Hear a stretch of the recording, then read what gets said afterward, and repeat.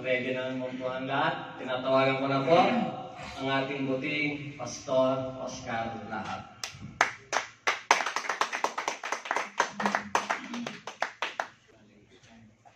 Praise the Lord. Overexposed ako, no? Kasi this month, simula nung napag-usapan, napag-agreehan ko namin ni Pastor Eli na bago ako umuwi, maturo ko muna itong statement of faith natin.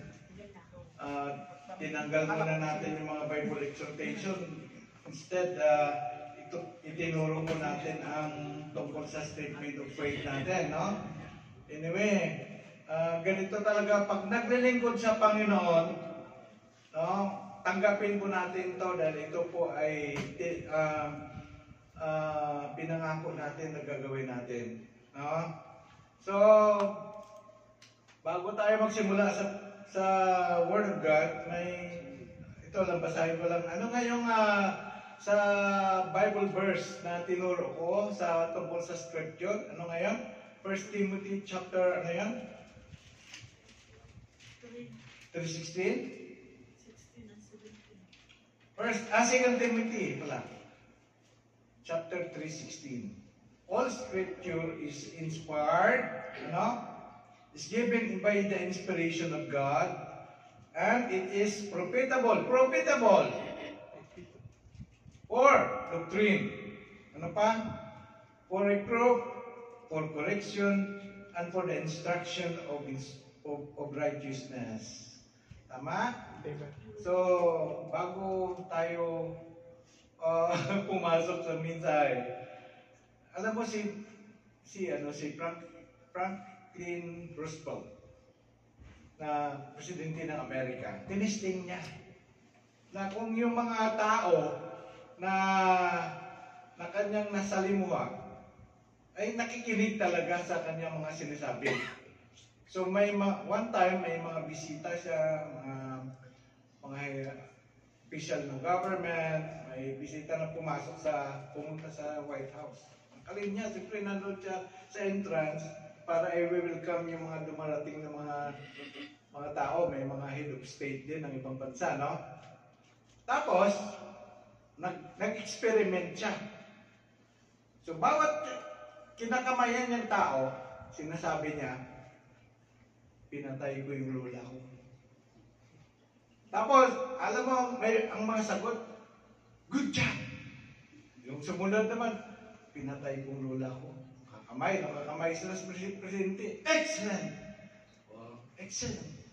Tapos, dami ng kwan, no? Hanggang mayroong isa na taga-Ghana, presidente ng Ghana. Sabi niya, pinatay ko lola ko. Sabi niya, yan ang nakakarinig. No? Yun ang nakakarinig talaga. Sabi niya, hindi maganda yun. Sabi niya. So, imagine sa daming tao na na sinabihan niya ng gano'n, isa lang nakarinig. I hope today na sa dami natin ngayon, hindi lang isang tao na makakarinig at makakaunawa ng ituturo ng Panginoon. Amen? So, kailangan para marinig po natin ang sasabihin ng Panginoon, ituturo ng Panginoon, makinig tayo ng mabuti. Amen? Dahil ito po ay magiging pakinabang. Ang salita ng Panginoon ay pakinabang sa atin. Diba? Useless lang pumunta tayo dito, upo tayo dyan makikinig, tapos hindi tayo naniwala na pakinabang ang salita ng Panginoon. Man does not live in bread alone, but in every word that comes out from the mouth of God. Amen? So, manalangin muna tayo. Panginoon, sa oras na ito, O God, kami ay lumalapit sa iyong harapan. Una sa lahat, Lord, ako ay nagpakumbaba sa iyo. Inaamin ko, Panginoon, na wala akong kakayanan. Hindi ko kaya, Panginoon, na Lord, magbigay ng iyong salita sa mga anak mo. Ayon lamang kung ako, Panginoon, ay manangan lamang sa aking sariling kaunawaan, Panginoon. Give me, Panginoon, the Holy Spirit, give me, O God, the wisdom, the anointing na kailangan ko, Panginoon, to speak Thy word boldly, clearly, O God.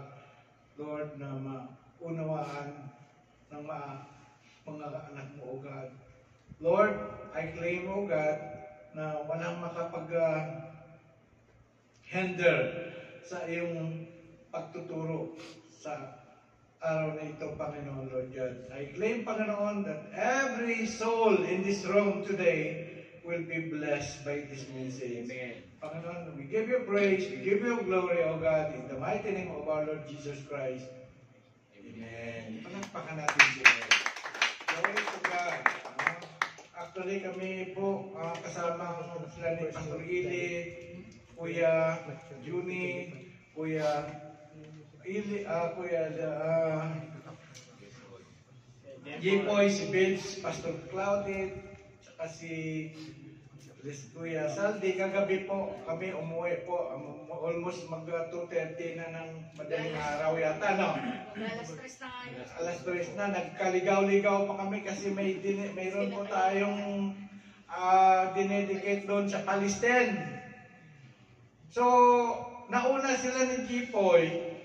Nakalimutan ko yung makipag-connect doon at makuha yung direksyon Sumunod lang kami tayo sa pabalik dito. So wala kaming guide. No. Alam mo, yung pinunta ng sasakyan namin sa bundok, sa palagay ko papuntang Riyadh na yun eh. Type. Kung papuntang Riyadh na yun, kasi dito tayo eh. Grabe, nanalangin na si ate mo Claudette. May nakita pa kami doon na itim na natakot siya. Baka hablutin tanong kami eh. So, pasalamat kami sa Panginoon dahil nilid pa rin kami ng Lord na makalabas papunta sa may Jasmine Mall. So, praise God, no? So, ganun mga kapatid, kahit kulang sa tulog, I depend upon the power of the Holy Spirit sa mensahe ito. Makinig kayo mga kapatid, ha? So, ang pag-uusapan natin sa araw na ito, it's about servanthood, paglilingkod, no? So, sabi dito tayo, be a servant of God. Maging lingkod tayo ng Diyos. So, the objective of this preaching is to encourage everyone to serve God. No? To know the reason why we should, being a believer or being followers of Christ, why we should serve God. So, yan lang po. And then, may mga ibang topic dyan na pinalitan ako kanina. So, what are the hindrance of a Christian, why he cannot serve God? So, ito po, why we should serve God. Anong dahilan? Ano ang nagmo-motivate sa Kristiyano upang siya maglingkod? So, ito po, number 1. We should serve God to follow the example given by the Lord Jesus Christ. Sabi nga doon sa Mark chapter 10 verse 45, sapagkat ang anak ng tao, o anak ng Diyos, Jesus Christ ang tinutukoy dito, sabi niya, ay naparito upang paglingkuran, kundi upang maglingkod, hindi upang siya paglingkuran na parang hari, no? Kundi siya po ay maglingkod. At upang mag-alay ng kanyang buhay para sa ikakatubos ng marami. Para sa ikakatubos natin. Pumunta siya dito, he humbled himself. No? According to the book of sa Philippians, sabi niya, kahit ang kanyang sarili ay parang kapantay ng Diyos, pero hinubad niya, hindi niya ginamit yung opportunity na yon na bilang Diyos ay gagawin niya yung dapat nakaupo sa trono, pahari dito, parang prinsipe, di ba? O Diyos ako, di ba? Dapat kayo maglingkod sa akin, pero ginawa niya. Siya mismo ang naglingkod, nagtrabaho. He worked in the kingdom. Ano ginawa? Marami siyang ginawa, no? Ito, nagtuturo siya, di ba? Nagtuturo siya ng salita ng Panginoon. Amen. He healed the sick. He cast out demons. At ito po, ang ginawa niya, siya po ang nag-ako ng ating mga kasalanan upang tayo ay magkaroon ng kaligtasan o buhay na walang hanggan. Amen? Amen. So, sabi nga dito, ang example na ginawa ni Jesus Christ, being a servant, ay pinakita niya sa mga disciples. Di ba? Nung malapit na siyang hulihin, ito sa John chapter 13 verse 12 to 15, when he had washed their feet. Imagine, ha? Hari ka ng mga hari, no? When he had washed their feet and put on his outer garments and resumed his place, he said to them, "Do you understand what I have done to you?" Ito yung tinanong ni Jesus Christ sa mga disciples nung pagkatapos na hinugasan niya ang paa ng mga disciples. No? Sabi niya, "You call me teacher and Lord, and you are right, so I am." Ganun nga ako, sabi niya. So, if then your Lord and teacher have washed your feet, you ought also to wash once another feet. So, kung sabi niya, kung ako na inyong teacher or master, nag-ugas ang inyong mga paa, ganun din ang gagawin ninyo. No? Sa bawat isa. Maglingkod kayo sa bawat isa. Sabi nga doon, "For I have given you an example." Yan. Example yung ginawa niya. That you also should do just I have done to you. So, minsan ang pride, yan ang kalaban, no? Ang pagiging leader ako po ay manager, ako ay, di ba? Yung mataas pinag-aralan. Bakit ako bababa? Because Jesus Christ, even He is the Prince of Peace, no? The mighty God. Ginawa niya, bumaba siya dito sa lupa para ipakita ang example. Okay? That is one of the reason why we should serve God. We should follow Jesus. Sabi, the ultimate goal of God is to be like magkaroon tayo po ay magiging katulad ni Kristo. Amen? Amen. Because we are claiming that we are Christians. Ibig sabihin, we are followers of Christ, so we will follow what Christ did. Amen? Amen. So, kapag mayabang tayo, hindi natin sinusuot yung Kristiyano natin, di ba? Pag mayroong kayabangan. So dito makita nagpakungaba siya. Next, number 2, the second reason is because it is the command of God. We have to obey the command of God. No? Obedience to the command of God. Sabi doon sa Deuteronomy chapter 10 verse 12, inutos ng Panginoon na tayo maglingkod. And now, Israel, what does the Lord your God ask of you? But to fear the Lord your God, to walk in obedience to Him, to love Him, okay, ito po, to serve the Lord your God with all your heart and with all your soul. Okay? Utos ng Panginoon, it is a commandment of God for us to serve Him. Amen.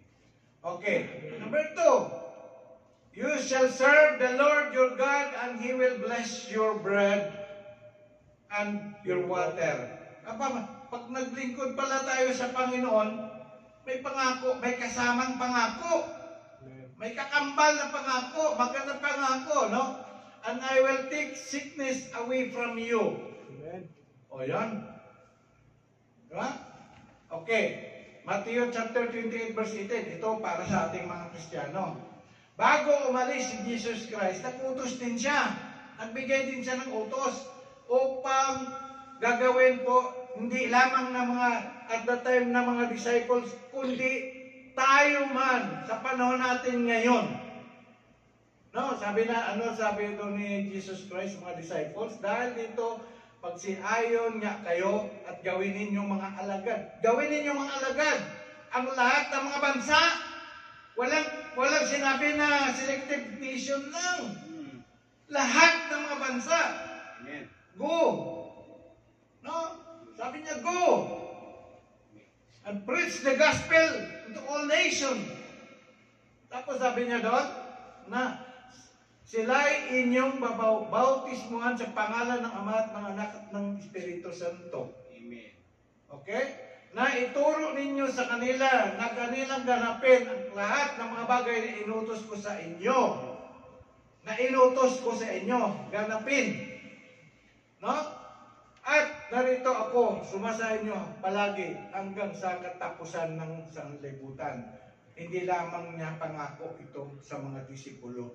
Pangako niya ito na siya'y sumasa atin hanggang sa panahon natin ngayon, hanggang sa mga susunod na mga henerasyon na mga Kristiyano.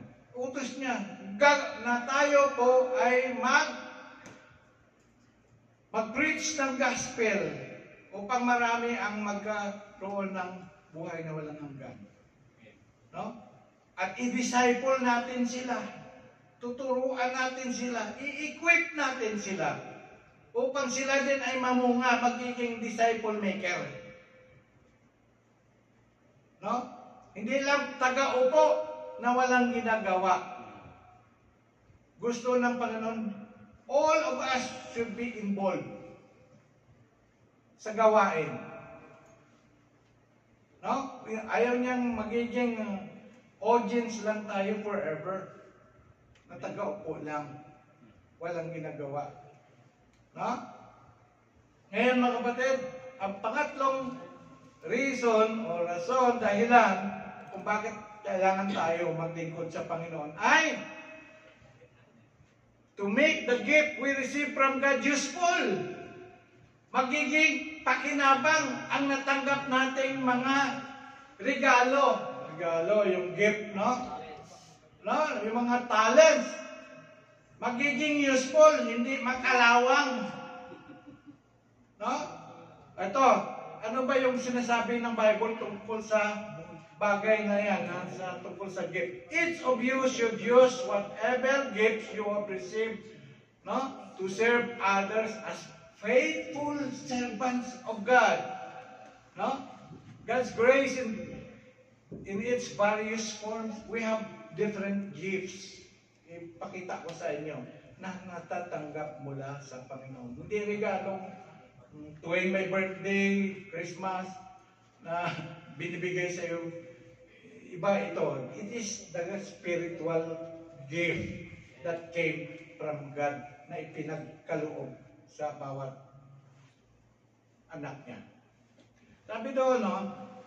Ito lang, sa Romans chapter 12, verse 6 to 8, pinanggit dito yung ibang gift. Sabi niya, we have different gifts according to the grace given us. If one's gift is prophecy, number one, prophecy, let him use it in proportion to his faith. If it is serving, paglilingkod, no? If you have a servant heart, okay, sabi, let him serve. If it is teaching, katulad sa amin, ng mga pastor, nagtuturo, nagpipreach, no? Let him teach. If it is encouraging, yung may mga kapatid na magaling mag-encourage. Kapatid, di ba? May mga kapatid na, dalo ka kapatid, ganun lang talaga yung buhay. Ganun lang talaga buhay Kristiyano. Talagang maranasan natin yung pagsubok. Pero huwag kang matitina, patuloy ka lang. Diba? May mga ganong magaling ang kanyang ginagawa palagi encouragement. Para nagagalak ako, sis, nagagalak ako na makita kayo tuwing Friday magkasama tayo na nagsumasamba sa Panginoon. No? Yung mga gift na yan, tumatawag, Brad, sis, kamusta na? Sa messenger na, madaming paraan na ngayon para makapag-follow up, para encourage, sis, Brad, wala kayo ng Friday. Dumalo kayo sa next Friday. Napakasarap manambahan sa Panginoon. Namimiss ka namin. Diba? Yan gift of encouragement. If it is giving, let him give generously. Yun, may mga gano'n mga kapatid na talagang they have this gift of giving, no? Lalo na sa pagbibigay ng ikapo. No? Hindi sila nahirapan mag-release ng kanilang ikapo. No? Because they have the gift of giving. But we have to desire it. Mga kapatid, if we love the Lord of God, no? Remember, we can serve the Lord with using our three T, which is time, talent, and number 3, treasure. No? So, mamaya, elaborate ko yan. Number 2, yung kan pa, 1, 2, 3, 4, number 5, let him, okay, it is leading. May gift of leading. No? If it is leading, let him lead with diligence. You are song leader. No? You are head of the kitchen ministry. You are the leader of music ministry. No? Sa mga ministerial head, no? Magaling ka. Makikita kung may gift ka talaga sa leading. Kasi hindi makita yung na gampanan mo ang mga tungkulin mo, ang mga roles mo na hindi mo pinabayaan ang ibinigay sa iyong ministry. Nilinid mo. No? Okay. If it is showing mercy, let him do it cheerfully. Okay. Ngayon, ito po yung binabanggit ko na mga spiritual gifts na matatagpuan sa ibang aklat ng New Testament. Sa Romans, ito yung binanggit ko kanina. Yung binasa natin ngayon lang. Romans chapter 12, di ba doon? Encouragement, giving, leadership, mercy, prophecy, service, and teaching. Sa Ephesians chapter 4, nandoon yung fivefold ministry ang tawag yan. No? Some are called to be apostle. Sabi nga doon some to be pastor. Ito yung calling. No? Some to be teaching. Some to be evangelism or evangelist. Some to be prophecy or prophets. Ito yung fivefold ministry. No? Hindi lahat ay tinawag na apostle. Hindi lahat tinawag na pastor. No? Pero may multi. Pwede kang maging pastor, pwede ka naman maging teacher, no? Pwede ka maging evangelist. No? So, pwede yan. Ngayon, sa book of 1 Peter chapter 4, binanggit ni Peter doon, serving and teaching. Tapos, yung fruits of, gift of the Holy Spirit, binanggit dito sa 1 Corinthians chapter 12, na kung saan, andyan, marami yan, administration, discernment, gift of discernment. Ito ay tinuro ko ito sa aming pag-aaral ng SOL 2. Diba? Ito yung aming presidente, si Frank Mike. No? SOL 2, no? Tinuro ko yan isa, mga different gifts ng Holy Spirit. No? Isa, inelaborate na itinuro yan. Yung discernment, pag may gift of discernment ka, ma-discern mo kung isang kausap mo ay Kristiyano o hindi. O anong taglay-taglay na espiritu ang mayroon dyan, no? Sa kausap mo. No? Tapos, gift of healing, no? Gift of interpretation of languages. This is the interpretation of tongues, no? Okay, prophecy, wisdom, apostles, faith, helps, knowledge, miracles, yung gift of miracles, gift of teaching, yan, mga gifts yan. No? Inulit lang. Okay. Anyway, i-save ko to sa PDF para mabasa ninyo. Ngayon, ano pa yung number 4? Ha? We serve God because it will be an act of our gratitude. Ano yung gratitude? It is an act of gratitude for our salvation. Diba? Ito po ginagawa po natin bilang pasasalamat dahil tayo ay niligtas niya. Ano pa yung anong tawag ng gratitude? Utang na loob ba yun? Hindi. Gratitude. Pasalamat. No, papasalamat lang. No. Pero merong tagpo sa New Testament na kung saan si Jesus Christ ay nag-heal ng 10 lepers. No? Leprosy ang sakit ng 10 taong yon. Sila po ay at that time, no, hindi pwedeng lumapit sa karamihan. Pinagdidirian sila. Pero, dahil narinig nila nagpapagaling na gumagawa ng miraculous healing power si Jesus Christ, nagtangka silang lumapit, no? Pero malayo lang. At siguro pasigaw lang yung pag-ano nila. Nag-ask sila kay Jesus Christ na pagalingin sila. So, ang 10 na yon, sila po ay gumaling. Pero alam mo, sa 10 out of 10, isa lang ang bumalik. Isa lang yung nag-follow kay Jesus. No? Yung siyam wala.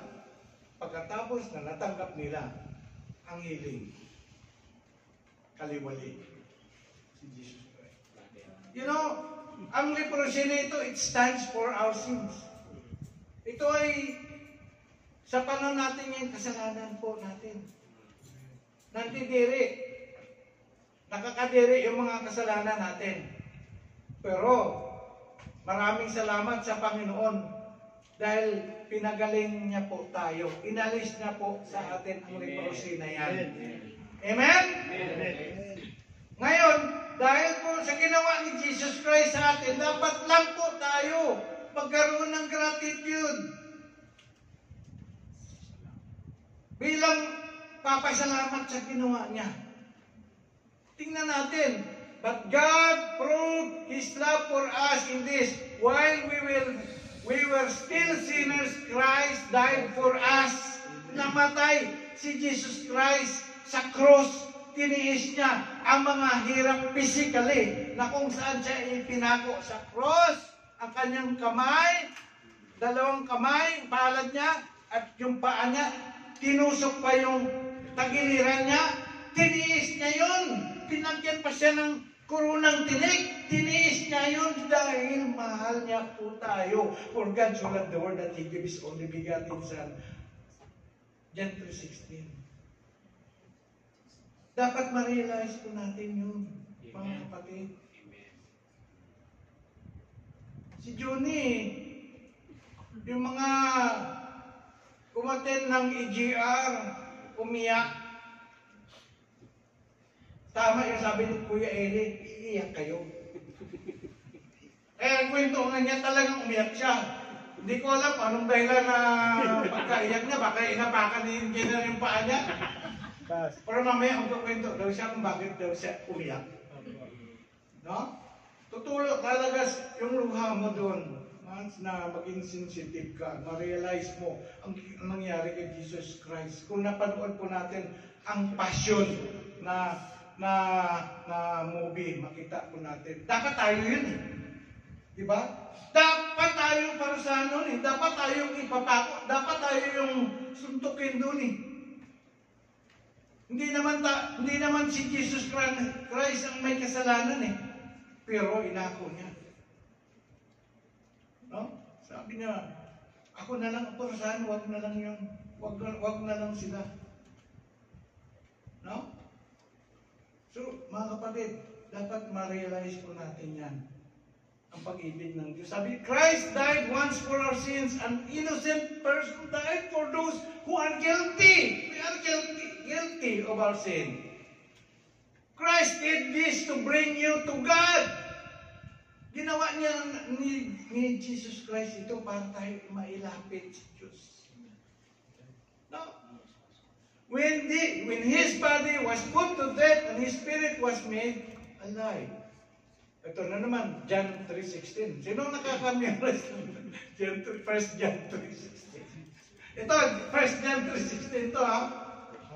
Dito natin nalaman ang pag-ibig na inalay ni Kristo ang kanyang buhay para sa atin. At dapat din natin ialay ang ating buhay para sa ating mga kapwa o kapatid. Ialay po natin. I-present natin ang ating sarili para maglingkod sa Kanya. Mamaya po, tatalakay paano tayo maglingkod sa Kanya. In what way that we can serve God. No?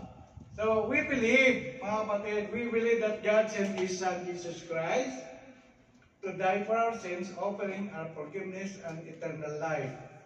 So, serving God is a natural response of gratitude for His ultimate sacrifice and gift of salvation. Amen? Amen? So, the first reason that we should serve the Lord is because of Christ's example. Pangalawa po, ano yung pangalawa? Obey commandment. Because it is the command of God for us to serve Him. No?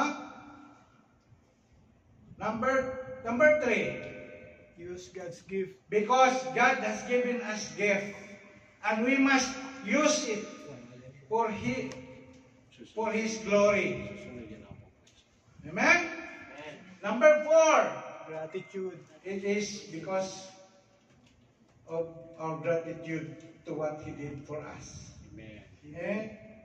Okay. And there are other also, may iba pang mga dahilan o motivation kung saan dapat tayo ay maglingkod sa Diyos.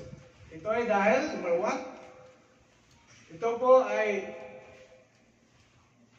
dahil tatanggap po tayo ng isang kahariang hindi matitinag. Ayan, no? Basahin po natin, Hebrews chapter 12, verse 28. Therefore, since we are receiving a kingdom which cannot be shaken, let us have a grace by which we may serve God acceptably with reverence and godly fear. Ayan. Yan ang reason. Because we gonna receive a kingdom, no? That cannot be shaken in heaven. No? Unshakable kingdom. And number 2, reason. Ang ating paglilingkod ay tumutustos sa pangailangan ng mga anak ng Diyos. Ang paglilingkod po natin, ito po ay namimit ang mga pangailangan ng mga anak ng Diyos. Lalo na dito sa church. No? So kapag naglingkod po tayo, natustusan na namimit yung pangailangan ng church. Amen?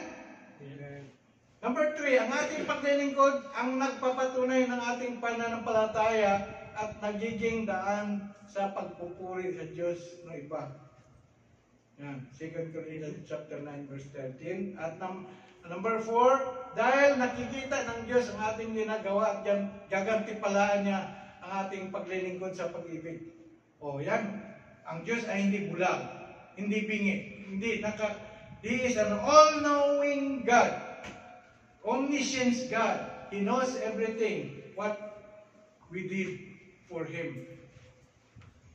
Ano yung mga ginagawa natin? Maliit o malaking bagay man yan. Naghuhugas ka man ng pinggan, naglilinis. No? Pinapaligaya mo ang Panginoon, mga kapatid. No? Nakikita ng Panginoon. Okay? Ngayon, how to serve God? Number 1, kailangan po, pag naglingkod tayo sa Panginoon, we have to serve God with gladness.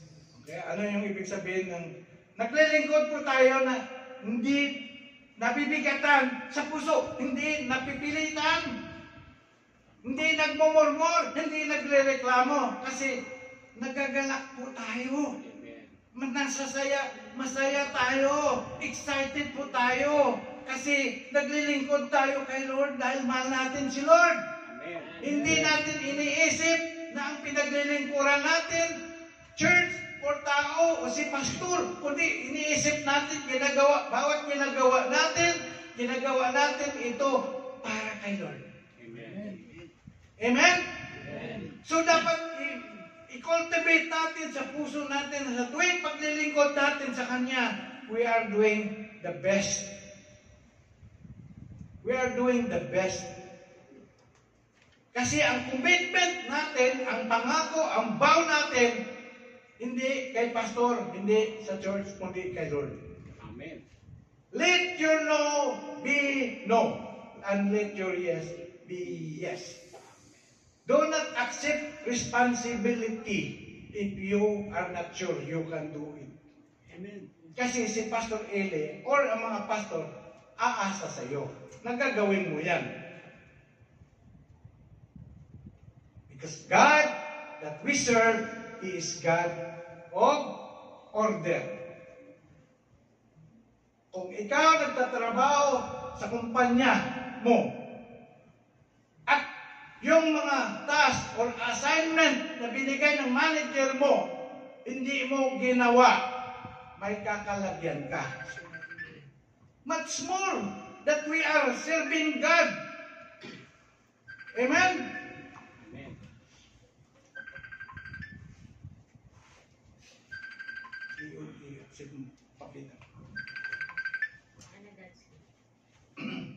And he sat down in Mark chapter 9, verse 35. Sabi doon, and he sat down and called the 12 and said to them, if anyone desires to be first, he shall be last of all servants. So, dito mga kapatid, we must be servant of all when we serve.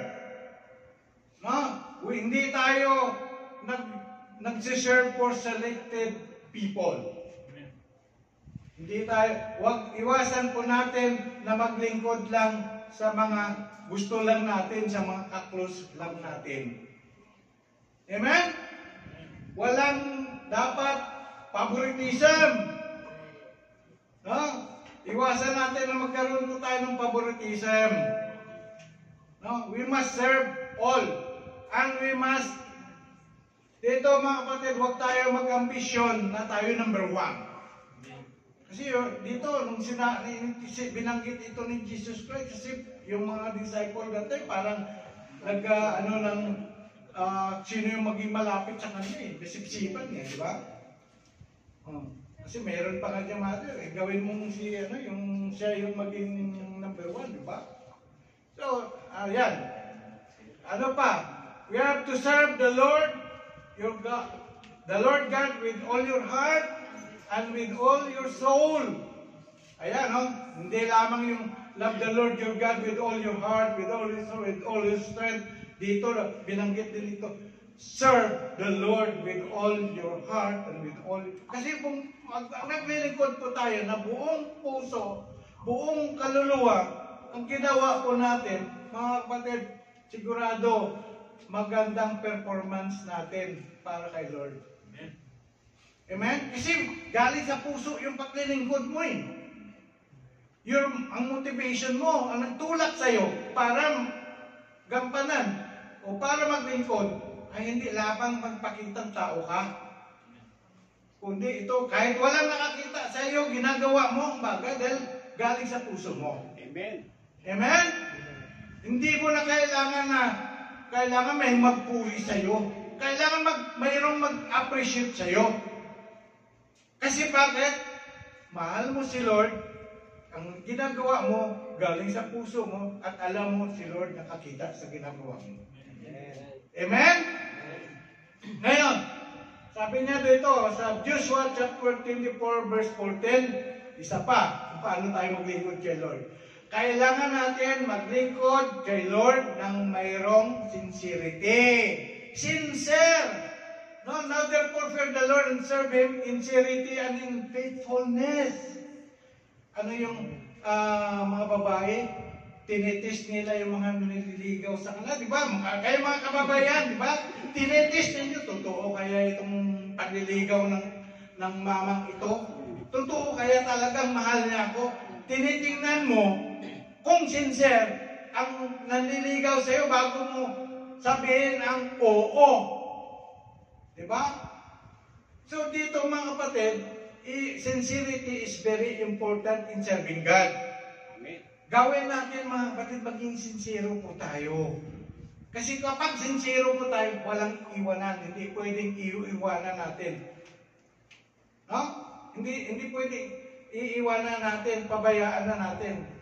Kasi sincero tayo sa paglilingkod sa Kanya. Amen? Kahit saan mo tayo dalhin ng Panginoon, lingkod pa rin tayo. Hindi yung nandito, naglilingkod, pagpunta sa ibang lugar, wala na. Nabalitaan mo na lang, iba na yung ginagawa.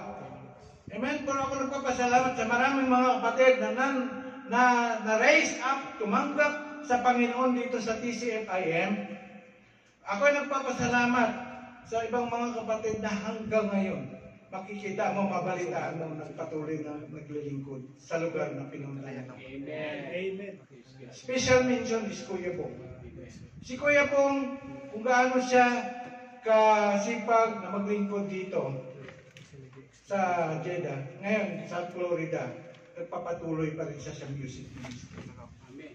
Kahit anong pagod niya sa trabaho niya, no? Yung nagbubuhat ng malaking mga kargamento sa UPS, baliwala yun kay Kuya Pong. Amen. Patuloy pa rin. Hindi niya naging alibay yun na hindi siya pwede maglingkod kasi pagod sa trabaho. No? Because he is sincere to serve God. Amen? Sabi doon sa Luke chapter 16 verse 13, no servant can serve two master. Okay?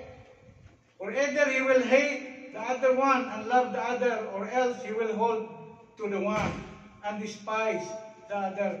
You cannot serve God and mammon or money. No? So dapat po tayo hindi maging salawahan. Hindi yung Kristiyanong sakam. No? Dapat tayo hindi sakam. No? Sa mundo yung isa, sa Lord yung isa. No, we cannot serve two master. Dapat isang master lang. Yan ang natin sa attitude natin sa paglilingkod sa Panginoon. Ang focus ng ating paglilingkod para sa Kanya. Amen? So, hindi tayo mag-compromise sa mundo. No? Next. Priority. Actually, yung kanyan, priority. No? Tinutukoy dyan, priority. Okay, dito po. Matapos na po tayo within 10 minutes. Last 10. Hindrance in serving God. Ano ba yung mga hindrance sa Tagalog? Anong hindrance? Malaki. Balakid sa paglilingkod sa Diyos. Okay, ito, tinagalog ko na para madaling maintindihan. Number 1, masyado ako mapala sa trabaho. That is common. Busy ako, Brad. Wala akong panahon dyan. Baka di ko magawa yan kasi busy ako. Abala ako sa trabaho. Pero, alam mo, hindi totoo yan. Kasi bakit? Testimony ang mga kapatid dito na kung saan busy sila sa trabaho nila. Alas 4 ng madaling araw, nagbibigay ng flyers. Alas 3 ng madaling araw. Ito, testimony, mga taga-Petromen. Hindi nila ginamit ang rason na yan o alibay na yan. Busy ako sa trabaho. Jamia. Wala akong tulog. Pagod ako. Kaya hindi ako maglingkod sa Panginoon. Si Kuya Marlon, in spite of hardship sa trabaho, no? Hindi niya ginamit yan na hindi siya magpatuloy sa paglilingkod sa Panginoon. Amen. Amen. Amen? Palakpakan natin Panginoon sa buhay ni Kuya Marlon. Ano pa number 2? masyado akong abala sa aking pamilya. May mga anak, Kuya Alan din. may mga anak kami. Naging alibay ang pamilya. Ito, testimony in myself. Ito, ilang beses ko na naikwento. Namatay ang first wife ko, ang aking anak ay 2 years old, yung pangalawa. So, ako ay nagiging tatay at nanay. Wala pa si Sister Claudine noon sa buhay ko. No? Nagtrabaho ako mga kapatid, iniiwan ko yung anak ko sa taga-alaga dito sa likod ng Rafan. Sa gabi, inaalagaan ko siya. Pag may sakit, hindi ako nakakatulog. Binabantayan ko siya, yung anak ko. Ngayon, naglilingkod ako sa Panginoon. Ang church namin noon, nandoon sa Balad, sa may Bagdadiya. Wala pa akong sasakyan. Ang aming church activities, Linggo is prayer meeting. Wednesday, music practice. Thursday night, Bible study. Cell group Bible study. Friday morning, may service. Friday afternoon, may service. Wala akong sasakyan. Ang aking ginagamit na sasakyan, hindi ako nagpapasundo. Ang aking ginagamit na sasakyan para makarating sa church ay yung tagtorial na sasakyan na maliit na bus noon. Halo-halo ang mga kasama mo doon. Mga kapatid, hindi ko ginamit yun na rason para hindi ako makapaglingkod sa Panginoon.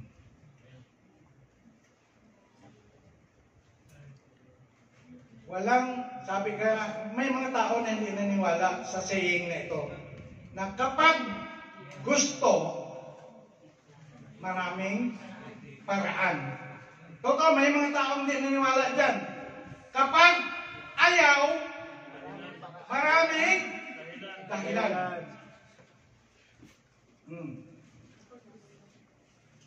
Kapag sa puso mo ang paglilingkod sa Panginoon, maraming paraan. Kapag wala sa puso mo ang paglilingkod sa Panginoon, gagawa ka ng maraming dahilan. So, number 4. Masyado akong abala sa mga gawain sa bahay. May maglalaba, magmansa, may isang dahilan din yan. Number 4. Diba, nakakaranas na tayo.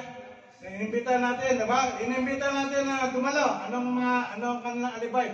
Ay, Brad, Pastor, sorry, ang aking asawa, alam mo, pag Friday lamang kami nag-uusap sa Skype, sa Messenger.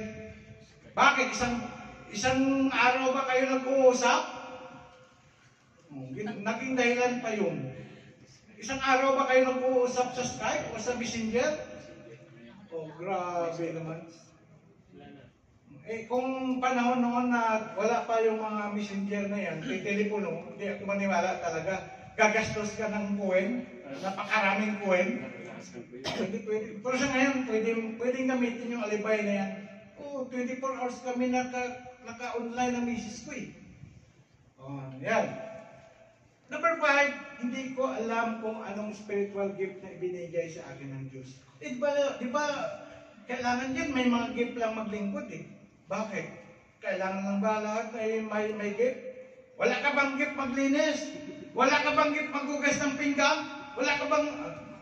Huwag mo sabihin, hindi ka marunong magluto ng itlog para pang almusal. So, kaya hanggang dito na lang ako. Di ba? Ganun, no? Okay. Kailangan pa ng gift, no? Number 6. Wala akong mga kasanayan, kailangan na para maglingkod. Ito ay ginamit ni Moses to. One of the alibi na ginamit ni Moses. Yung basahin natin ha, sabi ni Moses kay Lord. Kasi tinawag ni Lord si Moses, Moses, pangunahan mo ang aking mga anak sa Egypt. Ay, sabi niya, narinig ko ang iyak ng aking mga anak. So, sabi ni Moses, bakit ako? Di ba? Ganun.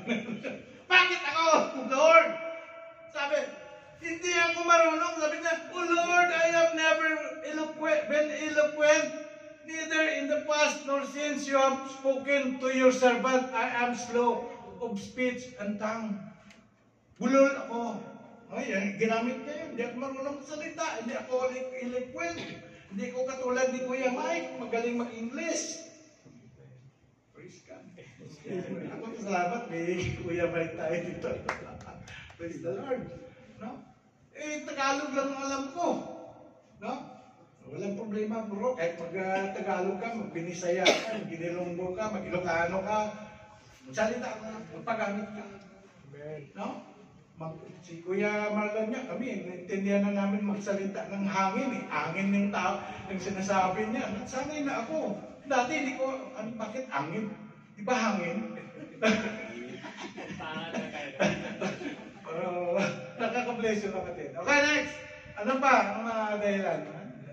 Walang nag-encourage at nag-approach sa akin. Which is sometimes totoo mga kapatid. We need somebody in the church to encourage. Lalapitan natin. Kausapin natin, Brad, sis, baka pwede na kayo maging presider, baka pwede na kayo opening prayer, closing prayer, baka pwede kayo, sis, tawag dito, yung trabaho ni Kuya Juni, ano nga yan? Asher. O, diba?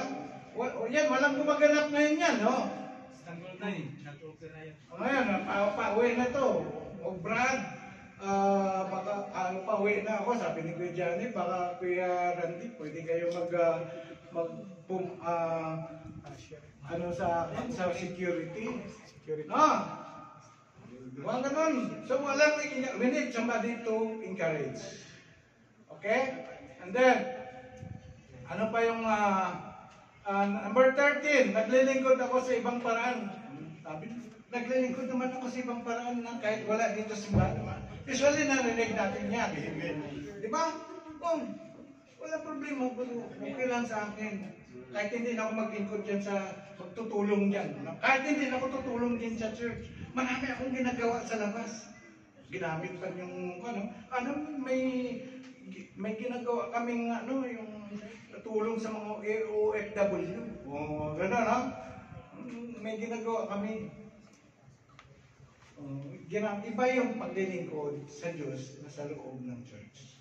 Iba yung mga ginagawa ng good work sa labas. No? So, ano pa? Number 14, masyado akong malayo at mahirap akong makapunta sa simbahan. Alam niyo mga kapatid, sa Pilipinas, walang susundo sa iyo pag pumunta sa church. Sariling pamasahe mo, mag-tricycle ka, mag-bus ka. Pag walang magsundo sa iyo, ay hindi ka talaga pupunta. Huwag yun ang rason mo. Dito ngayon, na-spoil din mo siya. Kaya kung dito, kung sa inyo may mga sasakyan kami sa church na parang hindi na ako nag-approach sa mga kapatid na sunduin ako. Yung time na i-spend nyo para sunduin ako, i-spend mo na sa mga bagong mga kapatid. Amen? Amen? Ganun. No, so huwag natin gamitin yan. Kasi pag ikaw nagmamahal sa Lord, dapat gawa ka ng paraan. Magbibigay naman ako sa ibang paraan. Halimbawa, sa pera ko. May narinig ako dyan. Kahit hindi na ako maglingkod dyan, magbibigay na naman ako ng tithes. No? Mayroon ko nun. Pero okay lang. Kahit hindi ako maglingkod dyan, bibigay na ako. Tapat naman, faithful naman ako sa pagbibigay ng tithes. Di ba? Nakakatulong yun.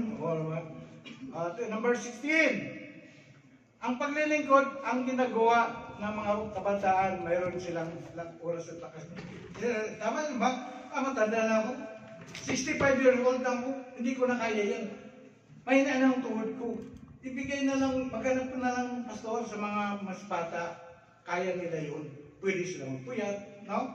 Pwede silang, no? Physically, they are able. Yan ang naging isang dahilan din. Okay, next. Ito na yung